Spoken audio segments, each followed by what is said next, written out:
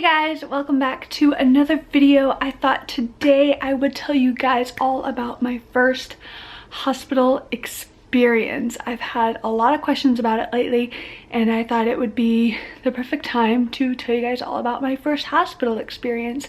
Now, from a video a couple days ago, I have posted that I was sent back to the hospital again. So I've officially been hospitalized twice now for my depression. And I'm gonna go ahead and talk to you guys about my first hospital admissions experience. So this is gonna be the story about my hospital stay in Joplin, Missouri.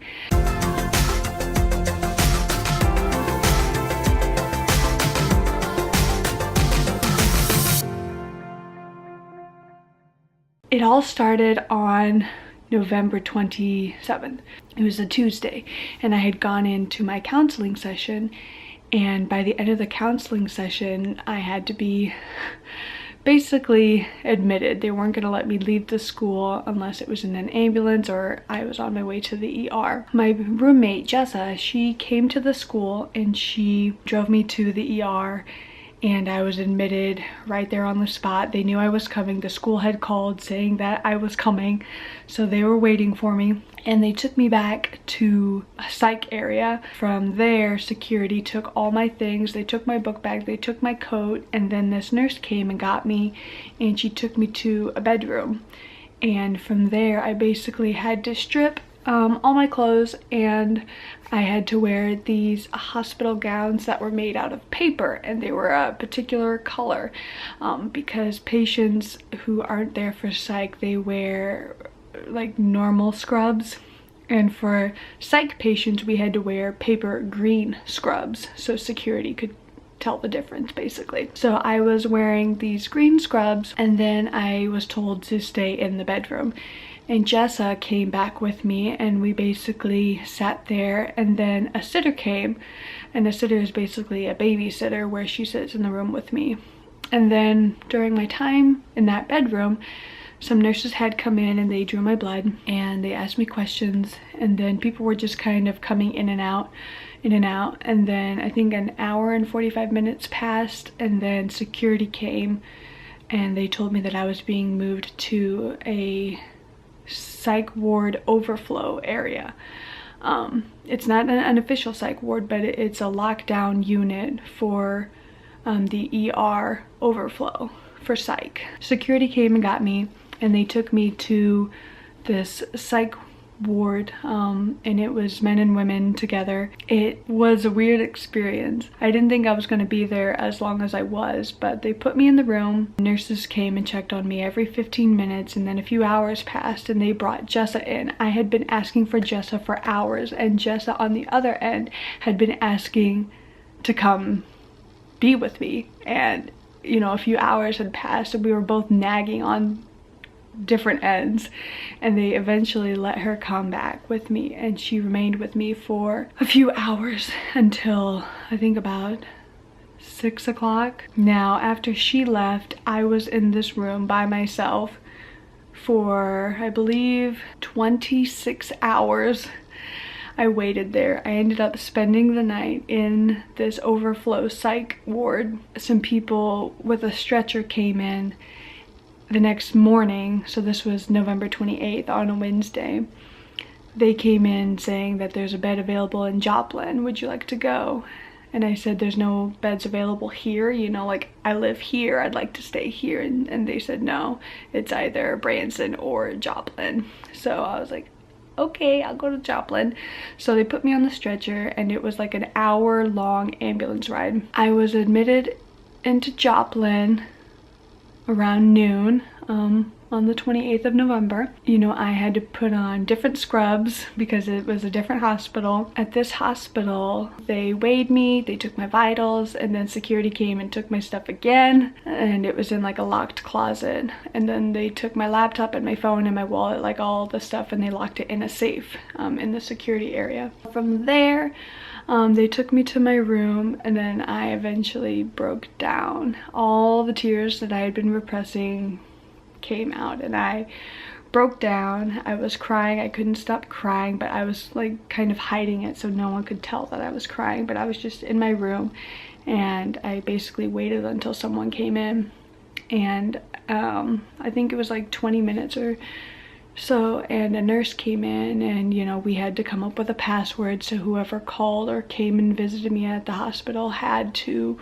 have a password. I made my password Dylan, and she gave me a folder with everything about the unit. There were 11 beds, 11 patients, and each patient had their own room, and each patient had to wear a uniform. So it's basically blue scrubs with blue sweaters with the hospital's name on it. And so they gave me a new hospital band, and they gave me the new clothes to change into. It was just after lunchtime, and all the patients were in group at the time that I had just gotten there, so there was nobody out and nobody around when I walked in.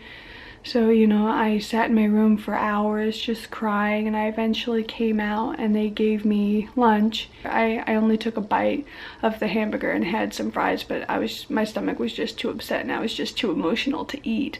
So I just ended up sitting there crying. And then a patient came by and she asked me if I was going to finish my food, and I said no, and she like took the tray and started eating my food, but I wasn't gonna eat it anyway, so I just gave it to her. After that, I just went to my room and I ended up sleeping. Literally the first day and a half I slept and I cried, and that's literally all I did, and I wasn't eating. So I was down like 6 pounds the first day, just because I was crying and wasn't eating, and I was just too upset to do anything. Eventually I got myself together. I was coming out of my room more often, and then I was there for about 9 days. I didn't go to group. I met with the doctor, and I mainly just stayed in my room for 9 days. And my parents came down from St. Louis. That's like a 5-hour drive. They came down and they visited me every single day. And then after day 9, they came to the conclusion that, you know, my parents need to go home and that they'll call me when I'm discharged, because they weren't seeing any progress. So they were like, you guys go home, we'll take care of Lavinia, and we'll let you know when she's ready to be discharged. And I was mad because I wasn't seeing any progress. I was given this new medication that was making me feel awful. I just didn't want to do it anymore. Like, I didn't want to be there. I didn't want to put forth the effort in recovering. I just wanted to be done with it. I didn't want to deal with it anymore. I just wanted to cease to exist, if you know what I mean. The doctor said, you have 3 days before I put you in front of a judge and have you sent to another facility long term. And I was like, crap. That like snapped me out of it. I was like, okay, what do I need to do? Because there's no way I'm going to a facility for 6 months. And he said, I need you to go to group. I need you to eat more. And I need you to be social and be out with the doctors and the nurses and the other patients. We'll see what goes from there. I was like, okay. So I started going to groups, and the groups were nice. They had music therapy, they had art therapy, there were movies that we would watch, and then there were good like coping skills that we would learn. And then there was stuff about relationships, toxic relationships. Like, the groups were actually really, really, really good. So I started going to groups and started being out and open with the other patients and being open and honest with the nurses and the doctors. I did that for another 9 days. There still wasn't really much progress. And you know, this is day 18. You know, they asked me the questions, you know, like, how are you feeling? Have you had any negative thoughts? Do you have any ideations that you wish to act out? And I was like, yes. You know, like, I'm not feeling anything from this medicine, and you know, I just would like to go home. Like, I think my time here is done. And so they discharged me when I had still had the negative thoughts and everything, but it basically came to the point that they had done all that they could, and I was there too long, so they technically had to discharge me. I was discharged on December 15th of 2018, so I was there for 18 days from November 28th through December 15th. Now, during my time at this psych ward, I had made friends with the patients, and we still keep in contact today.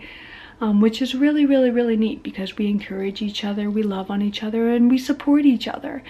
Like, you meet some really, really, really good people in these places because we're going through the exact same thing as each other. And in the outside world, you don't see depression. You can't tell who has depression and who has anxiety. You can't see it. Seeing them in the psych ward for the same reason as me, it's like, wow, I'm really not alone. That's basically my experience in a psych hospital. I was taken care of by nurses and doctors and my psychiatrist and just the members of staff. It was just really, really, really good, and I had an overall very good experience at this hospital. They helped me the best that they could. If you guys have any questions about this hospital stay, you can comment down below and I will get to you guys with the answers. That's gonna be it for today, so give this video a big thumbs up, comment down below, and subscribe. I love you guys so much, and I'll see you in the next video. Bye.